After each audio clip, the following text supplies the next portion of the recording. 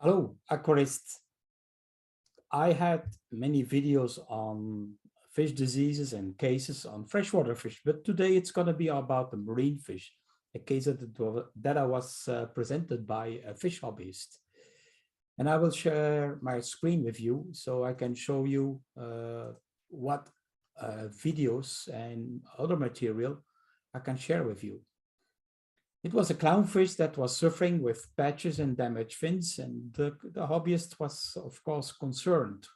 What will happen on the fish? So I re-examined the case, and it didn't look nice. You saw some damaged fins, you saw the patches on the clownfish. It was hiding in the anemone, and there was no clear, obvious parasite we could observe, like white spots. It was all just slimy patches on that fish.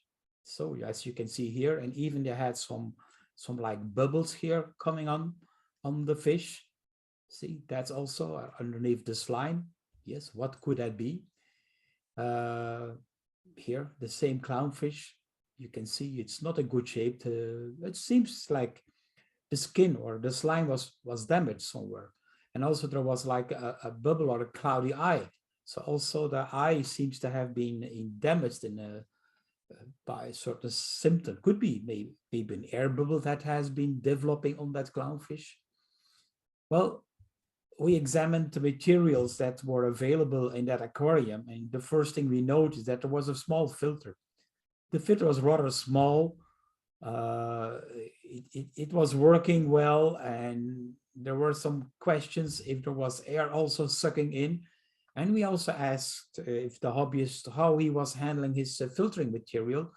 And what he did, he cleaned it every 2 weeks with tap water.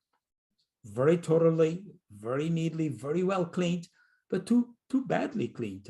I would say badly, because you also destroy the good bacteria.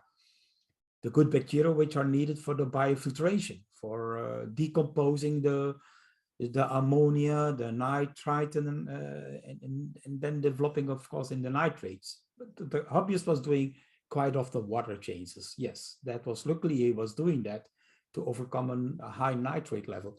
But cleaning with tap water, no way. You only can clean that biofilter and that material from a marine tank with marine water, the same kind of water, because you will kill or shock the bacteria, which are so important in the best care for your good filtration system. So, and also the material was very small. You can see this sponge, it was a 60-liter tank, still much too small, for this kind of tank, And, so after putting out some questions and discussions, I recommended to install a larger filter with more biofilter material, and only clean the filter material with marine water during the water changes. Of course, he's doing properly water changes, and at the same time, you can use that water to clean the filter material. Check for a leaking tube. That means that there might be excessive air introduced to the aquarium and causing some small air bubbles on the fish. There were also, you can see on the top of the aquarium, well, maybe the picture is not that big, but there were also a lot of air bubbles on the surface of that fish tank. He was feeding, the customer was feeding a lot of frozen food, and that is also a risk of introducing a bad bacteria.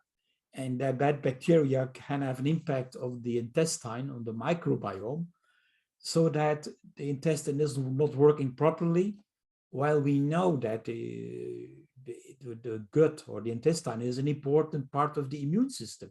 And if that is somewhere affected by too many bad bacteria, you have like a leaking gut and a risk of having diseases popping up.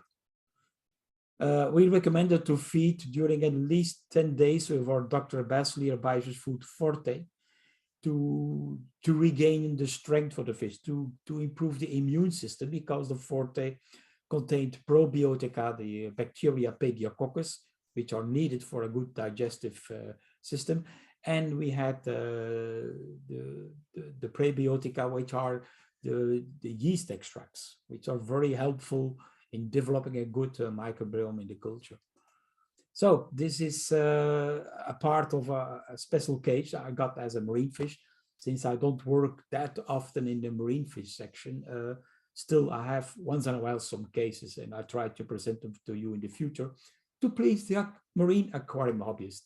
Although I must say, many diseases, freshwater marine, are similar, are very the same kind of, how can I say, it's diseases we find back. The treatments can be different, and that's I explained in my books on fish diseases. So keep yourself informed and stay tuned, and continue to listen to my Patreon channel to make you continue to make you happy in solving the cases. Okay, thank you for sharing.